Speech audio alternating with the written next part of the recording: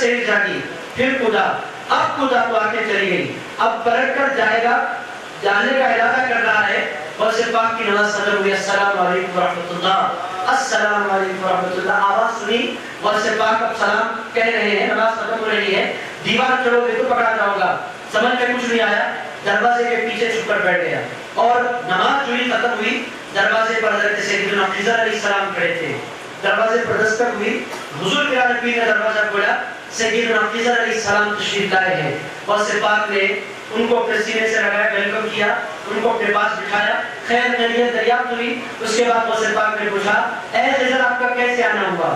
حضرت سیدنا خضر علیہ السلام نے عرض کیا، اے غوث پاک تھوڑا علاقے کے ایک ابدال کا انتقال ہو گیا ہے، جو ولیوں میں 40 ہوتے ہیں دنیا میں بڑے ولی، ان میں سے ایک ولی کا انتقال ہو گیا ہے، اب وہ عام ولیوں میں سے کس کو ابدال کے مقام پر رکھا جائے وہ آپ کو طے کرنا ہے، آپ جیسے بولیں گے ویسے ہوگا۔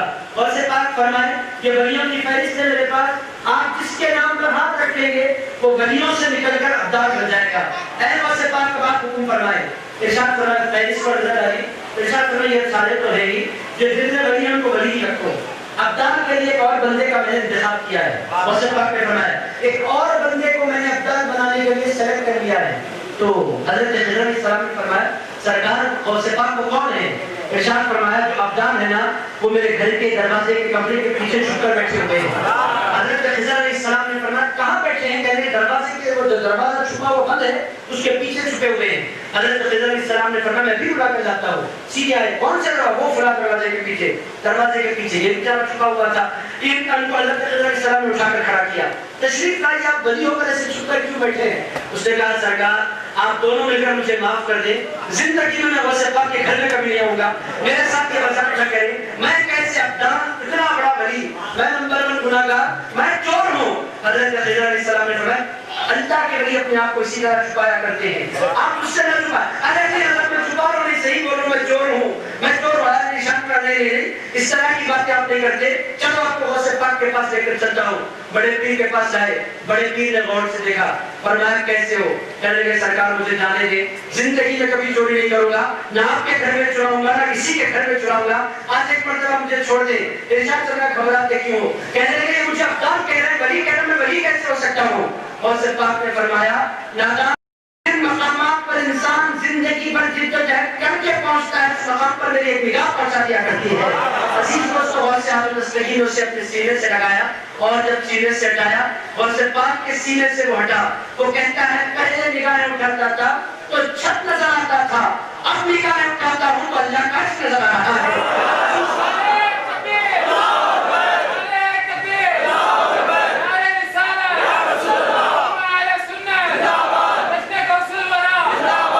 عزیزان قدر بڑے پیر کی دعائیں غوث پاک کیا ارشاد فرماتے ہیں، آپ اپنے اپنے گھروں کی طرف نگاہ کریں، ہر بندے کے گھر میں کپڑے لٹکے ہوتے ہیں، کسی کا تہبند لٹک رہا ہوتا ہے، کسی کا شرٹ لٹک رہا ہوتا ہے، کسی کا جماعت میں ہے، میں کسی جماعت کی بھی بات نہیں کر رہا، ساری جماعت میں اپنی اپنی جگہ لڑنے جھگڑنے کی بات نہیں کر رہا، ان کا اپنا کام ان کا اپنا کاس۔ میں اتنا عرض کرنا چاہوں گا کہ تمہیں عبادت ملی، چلے ملے، تسبیح ملی، یہ مختلف کام تمہیں ملے، تم کرتے رہو، تمہیں یہ کام ملے ہیں، ہمیں اللہ کے محبوب غوث اعظم دستگیر ملے ہیں۔ عزیزان قدر اہل سنت و جماعت قیامت تک اپنی قسمت پر ناز کرتی رہے گی کہ غوث اعظم دستگیر کا کام تو اس پاکیزہ جماعت سے ہے۔ میرے دوستو اللہ کی دوستی انہی کو نصیب ہوتی ہے تو غوث پاک سے گزارا کرتے ہیں۔ عزیزان قدر دنیا بڑی کوشش کر رہی ہے غوث پاک کی محبتوں سے دور کرنے کی، اور لوگوں کے ذہن و دل میں ایک بات بٹھائی جا رہی ہے آپ کیا غوث بولے تو آپ مشرک ہو جائیں گے۔ میرے دوستو آسان سی مثال کے ذریعے بات میں ختم کر رہا ہوں، چونکہ تروپتی سے میری فلائٹ بھی ہے اور آج کے لیے یہ اتنی باتیں اگر آپ سمجھ لیں تو بہت کافی بھی ہے۔ عزیز دوستو میں تیزی کے ساتھ اپنی باتوں کو سمیٹتا ہوں، آپ کے ذہن نشین رکھ لیں کہ مصیبت کے وقت دو طاقتیں ہوتی ہیں دنیا میں بھی، ایک طاقت حکومت کے خلاف ہوتی ہے، ایک طاقت حکومت کی اپنی ہوتی ہے۔ آسان مثال کے ذریعے بات سمجھا رہا ہوں۔ عزیز دوستو اگر آپ کسی مسئلے میں الجھ جائیں، آپ کے پاس دو راہیں ہوتی ہیں اس مسئلے سے نکلنے کی خاطر، ایک ان کی مدد لینا جو انلیگل ہیں، دوسرے ان کی مدد لینا جو لیگل ہیں، دو الگ الگ راہیں ہیں۔ بطور مثال آسان مثال کے ذریعے اور آسان کرتا ہوں، آپ کی زمین ہے 200 گز زمین، کتنے سینٹ بنتی ہے مجھے نہیں معلوم، 4-5 سے 10 سینٹ پکڑ لیا، 10 سینٹ کی ایک زمین آپ کی ہے اور اس پر آ کر کسی نے قبضہ جما لیا ہے. اب آپ قبضہ ختم کرنا چاہتے ہیں، اپنی زمین آپ واپس لینا چاہتے ہیں. آپ کے پاس دو راستے ہیں، ایک گنڈوں کی مدد لینا، ایک گنڈوں کی مدد لے کر آپ کارروائی کریں گے. ہو سکتا ہے آپ کو کی زمین مل بھی جائے، مگر گنڈوں سے مدد لینا یہ انلیگل ہے. گنڈوں سے مدد لینے کے بعد آپ قانون کی نگاہ میں کرمنل کہلائے جائیں گے. بات سمجھ میں آ رہی ہے نا؟ یہی بات ہے. آپ اپنی زمین واپس لے رہے ہیں، حق واپس لے رہے ہیں، پر راستہ اگر آپ انلیگل راستہ اختیار کریں گے تو آپ کرمنل کہلائے جائیں گے. آپ نے غلطی کی.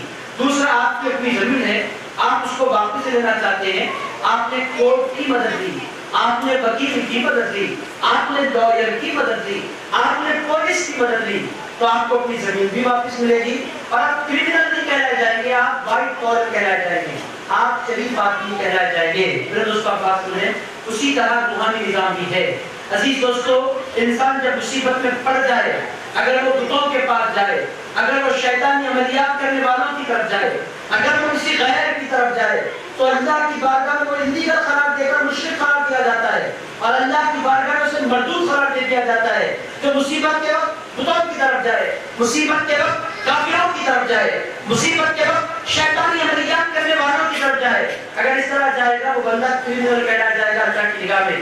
اور مصیبت کے وقت اگر کوئی بندہ غوث اعظم کی طرف جاتا ہے تو وہ انلیگل کام نہیں کر رہا. غوث اعظم کو طاقت اور قدرت کو پروردگار نے عطا فرمائی ہے.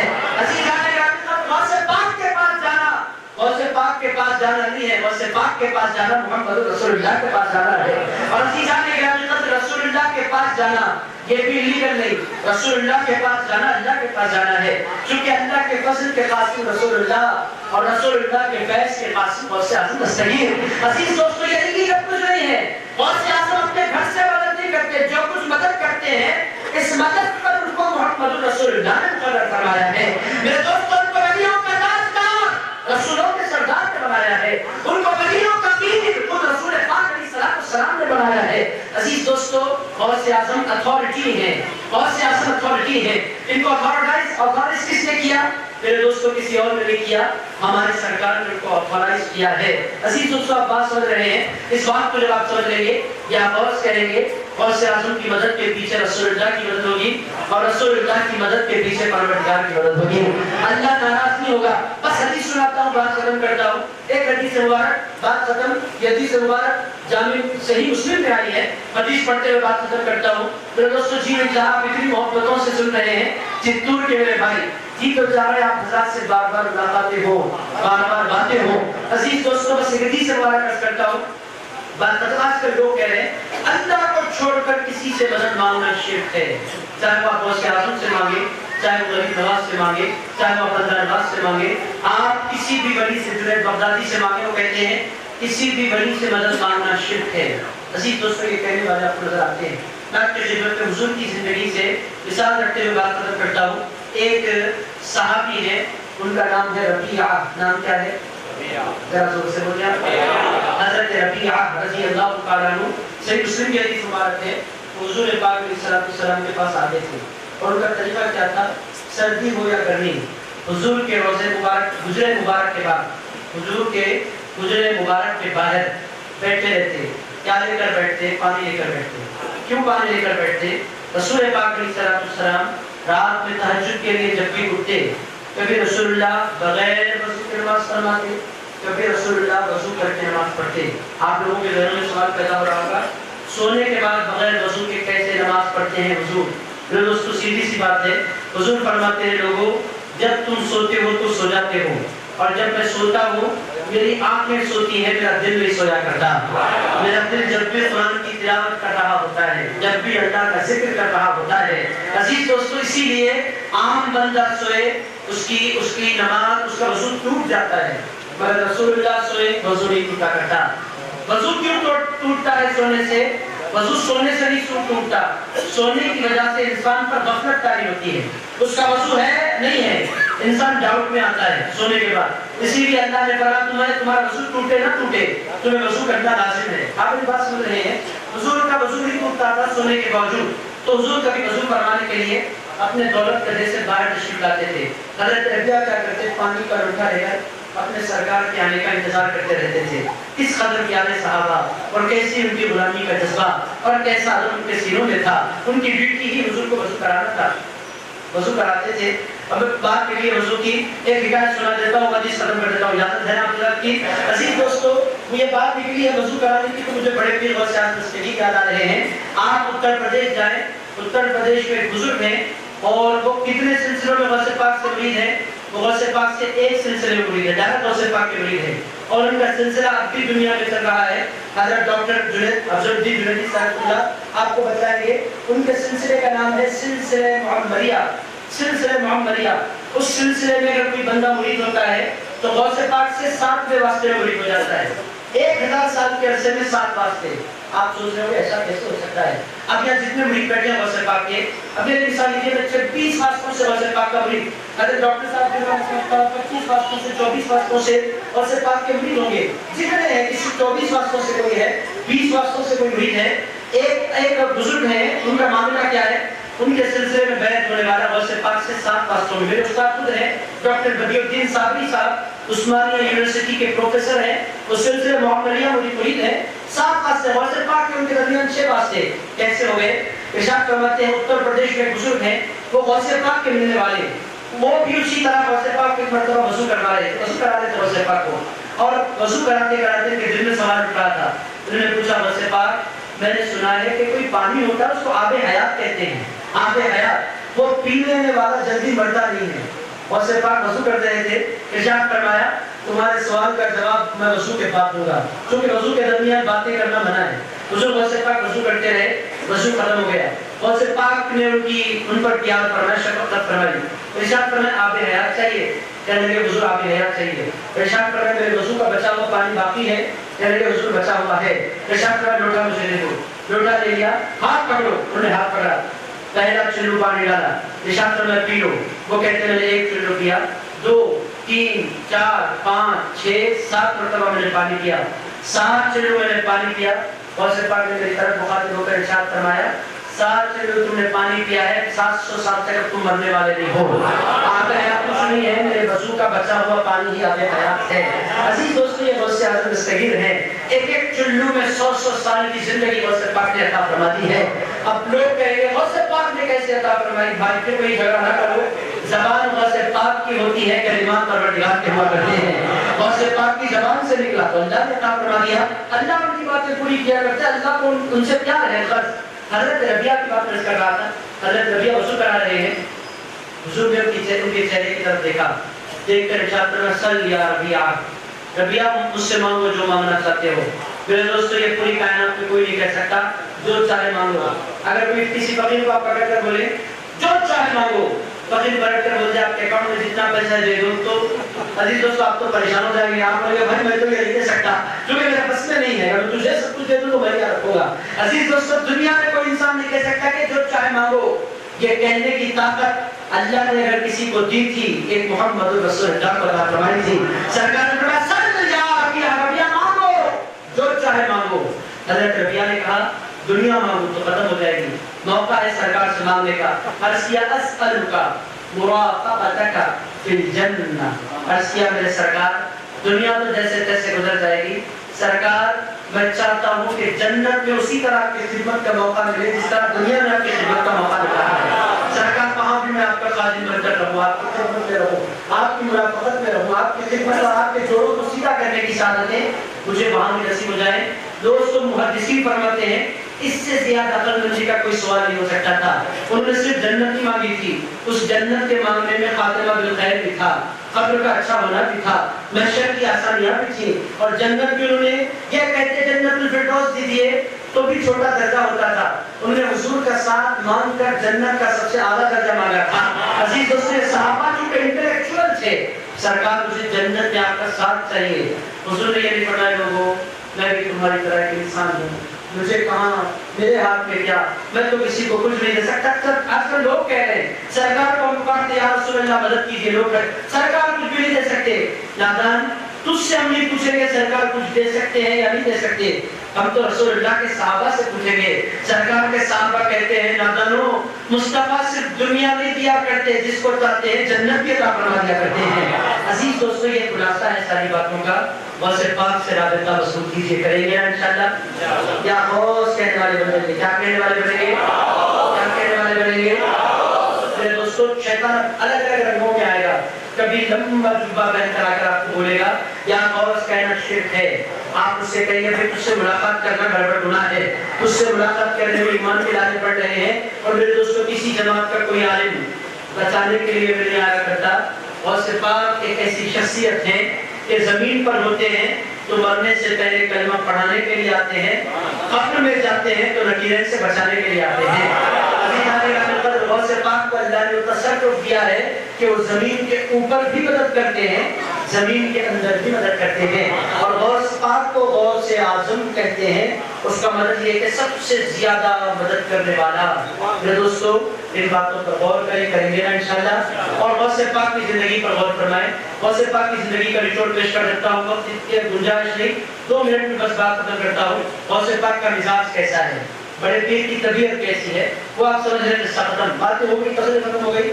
مزاج کا غوث پاک کا سمجھاتا ہوں. غوث پاک کا کمال کیا ہے, بڑے پیر کا سب سے بڑا کمال یہ ہے وہ اپنے نانش میں سچے دانشین ہیں. کمال کیا ہے, وہ کبھی کسی مانگنے والے کو محروم نہیں لوٹایا کرتے. میرے دوستو ہندوستان والے جتنے ہندوستان والے ہیں ایک زبان ہو کر آواز دیتے ہیں. ہم نے غریب نواز کو دیکھا ہے, جب بھی ہم نے بس غریب نواز کی بارگاہ میں جھولی پھیلائی, غریب نواز نے ہمیں کبھی خالی نہیں لوٹایا. آپ تمام لوگ گواہ ہیں. آپ اجمیر شریف پر حاضر ہوا تھا 12 ربیع الاول کی رات. اجمیر والوں نے مجھ گناہگار کو یاد فرمایا تھا اور انہوں نے مجھ سے کہا تھا, اتفاق سے اس موقع پر میرا حضرت کے قبلہ کے پاس وقت تھا, گلبرگہ شریف مجھے جانا تھا. اب میں بڑا پریشان ہوا, ایک طرف گلبرگہ شریف ہے, دوسری طرف اجمیر شریف ہے, میں کیا کروں. میں نے ہمت کر کے اجمیر کا پروگرام لے لیا. اب میں حضرت قبلہ سے بعد میں معذرت خواہی کر لوں, معافی چاہوں اس ارادے کے ساتھ. اب میں ہمت نہیں کر پا رہا ہوں کہ معافی کا فون کروں. خود حضرت کا فون آ گیا. حضرت نے فرمایا ہم 11 کی تاریخ کو 14 تاریخ میں تبدیل کر رہے ہیں. میں نے کہا آپ تبدیل نہیں کر رہے ہیں, غریب نواز تبدیل کروا رہے ہیں. تو گناہگار کو جانا تھا, ایک طرف غریب نواز, ایک طرف شیخ دکر, میں بیچ میں کیا کروں. میں تو بڑا پریشان تھا. بیٹھ پر 2 جگہ تو میں جا نہیں سکتا تھا, میں بڑا پریشان تھا. غریب نواز نے غریب نوازی کی اور عزیزان نے کہا میں اجمیر پہنچا. اجمیر پہنچ کر وہاں جن لوگوں نے مجھے بلایا تھا وہاں کے خادم, ان سے میں نے پوچھا آپ لوگ اجمیر میں رہتے ہیں, آپ نے غریب نواز کی کوئی کرامت دیکھی ہے. انہوں نے فرمایا صاحب ایک کام کروں, آپ کو میں کرامت کیا بتاؤں. وہ کہتے ہیں بلند دروازہ, جہاں سے لوگ انٹر ہوتے ہیں, دروازے پر جا کر بیٹھ جائیے, ہر آنے والے کو پکڑ کر پوچھئے تم نے غوث پاک کی غریب نواز کی کوئی کرامت دیکھی ہے. جتنے آنے والے ہیں ہر آنے والا بولے گا میں نے غریب نواز کی یہ کرامت رکھ دیکھی ہے.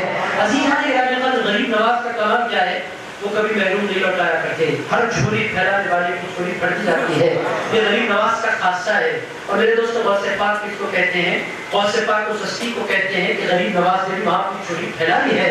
عزیز دوستو آپ اندازہ لگائیں غوث پاک کس کو کہتے ہیں. آپ بولیں گے ایسا کیسے, غریب نواز اس ہستی کو کہتے ہیں کہ غوث پاک نے ارشاد فرمایا میرا جب اعلان ہوا میرا یہ قدم ہر ولی کی گردن پر ہے.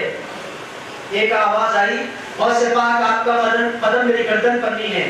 میں ان کی جانب متوجہ ہوا, میں نے کہا کون ہے جو کہتا ہے میرا قدم اس کی گردن پر نہیں ہے. میں جب متوجہ ہوا وہ غیاث الدین کے بیٹے معین الدین چشتی تھے.